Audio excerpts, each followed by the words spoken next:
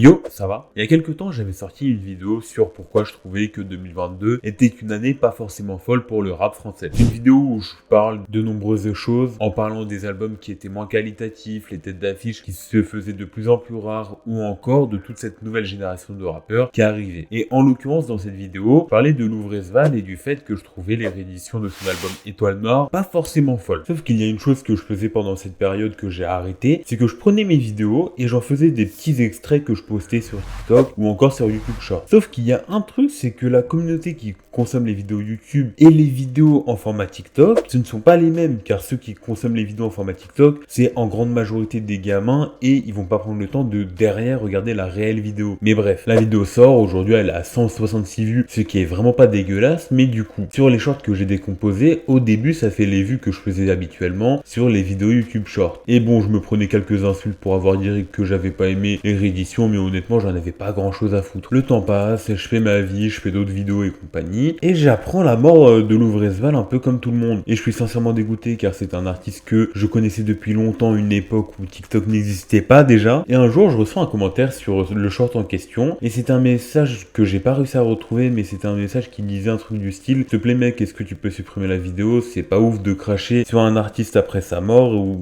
bref, un truc du genre. Autant vous dire que quand j'ai vu le commentaire, j'ai un peu vu flou car ça faisait quand même quelques mois que ma vidéo était sortie, et du coup je comprenais pas trop. Du coup j'ai répondu de manière totalement passive au commentaire, parce que déjà de base le commentaire l'était. Du coup je lui dis: ouais mec, ma vidéo est déjà sortie il y a quelques mois, et bon, j'ai pas à la supprimer parce que voilà quoi, enfin il est décédé maintenant, du coup je vais pas la supprimer parce que mon avis a tout simplement pas changé aussi. Et pour être honnête avec vous, je vois pas ce qu'il y a d'irrespectueux de dire son opinion, qui soit bon ou mauvais, à propos d'une œuvre faite par quelqu'un qui est désormais décédé. Car honnêtement, le fait qu'il soit décédé, c'est pas censé influencer notre manière de juger l'œuvre. En mode, si elle est bonne, on n'a qu'à dire qu'elle est bonne, si elle est mauvaise, on n'a qu'à dire qu'elle est mauvaise, et ainsi de suite. Mais par contre, nous en tant qu'auditeurs, en tant que personne qui visionne quelque chose, pour prendre l'exemple du cinéma ou autre, ben ça peut avoir une influence sur notre manière d'aborder la chose. Parce que par exemple, pour Étoile Noire, on s'est pendant longtemps dit que ça allait être son dernier album. Du coup, peut-être que pendant les écoutes d'après, ça pouvait influencer, mais honnêtement, moi, mon avis, il avait tout simplement pas changé. Et malgré le fait que la personne soit décédée, on n'est pas pour autant obligé de dire que l'œuvre qu'elle a créée est parfaite, alors qu'elle ne l'est pas. Bon, globalement, je suis un peu passé à travers parce que bon, ce genre de commentaires...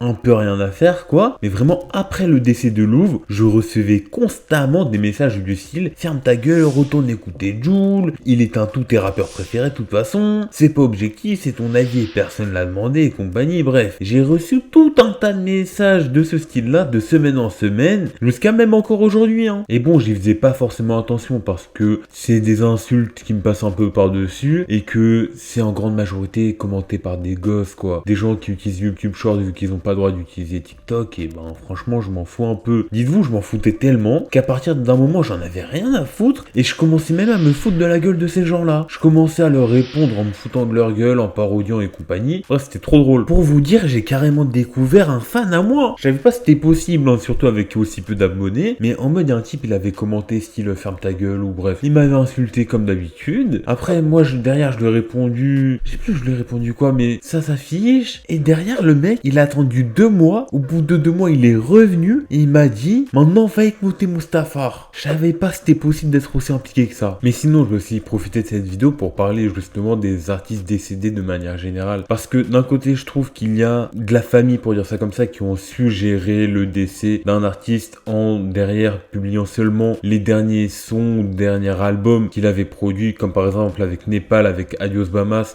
où sa famille ont seulement distribué Adios Bahamas parce que c'était réellement son dernier album et que ils ont fait que ça. Je sais même pas s'ils ont sorti de merch ou je sais pas, ou s'ils l'ont juste distribué gratuitement sur Google. Mais franchement, pour moi c'est la manière la plus simple et l'une des meilleures manières de faire le deuil entre guillemets musicalement. Et à côté, ben, je trouve que pour Louvre on a vécu la même chose qu'il y avait pour XXXTentacion, mais à l'échelle française évidemment. En mode, on nous a sorti des feats sortis nulle part qu'on n'aurait jamais imaginé pour certains. Après, il y a eu les précommandes de Mustafar avec du merch. C'est quoi ces prix là frère? Et même si l'objectif c'était de rendre hommage ou je sais pas, ben valait mieux le livrer de manière simple que de mettre du merch hyper cher juste pour surfer une dernière fois sur la mort du type, je sais pas moi. Sinon, si on veut parler de musique aussi concrètement, déjà pour revenir sur Étoile Noire, c'est un album que j'aime beaucoup, bien qu'il y ait certains sons que je réécoute plus du tout aujourd'hui, il y a quand même une grande majorité de l'album que j'aime vraiment. Après, pour ce qui est des rééditions, bah franchement, mon avis, il a pas changé. Je kiffe toujours pas, pourtant, après tous les commentaires et compagnie, j'ai tenté de me relancer, mais je trouve que ce sont des musiques présentes pour pas grand chose. Globalement, ce sont des choses que je trouve beaucoup trop simples pour Louvre. J'ai un peu l'impression qu'il a des schémas de rimes que je trouve trop simples. Par contre, les prods, comme d'hab, incroyables, mais vraiment, je trouve qu'au niveau de l'écriture, ben, ça suit pas. Après, évidemment, il y a Mustafar qui est sorti, et c'est à ce moment-là qu'en fait, j'ai juste compris que cette forme de l'évolution de Lovresval, ben, c'est pas pour moi. Car là où avant, il arrivait à parler de soi-même, tout en passant par différentes formes, comme par exemple, on avait des sons comme les Borgia, Cette fille, ou encore Flûte de Pan, qui sont des sons que je trouve grave bien. Ben là, l'intro de Mustapha, j'ai juste eu l'impression qu'il voulait faire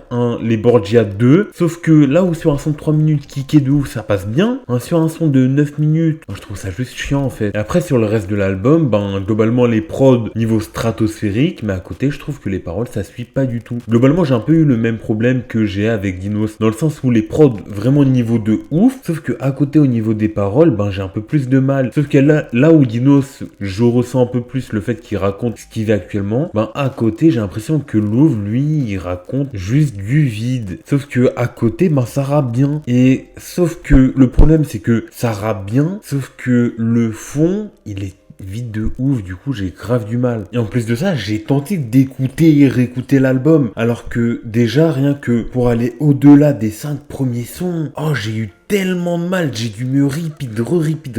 L'album, impossible. Vraiment, j'ai eu beaucoup trop de mal à continuer l'album. Ce qui fait que pour moi, Mustafar, ben, c'est pas un album que, honnêtement, je trouve fait pour moi et avec lequel j'arrive à écouter, en fait. Bon, et ben, c'est la fin de la vidéo. Petite vidéo sympa où je juste parle de quelque chose qui m'est arrivé en tant que vidéaste et voilà, quoi. Bon, n'hésitez pas à liker, commenter, partager et abonnez-vous pour de prochaines vidéos. Moi, je vous dis ciao.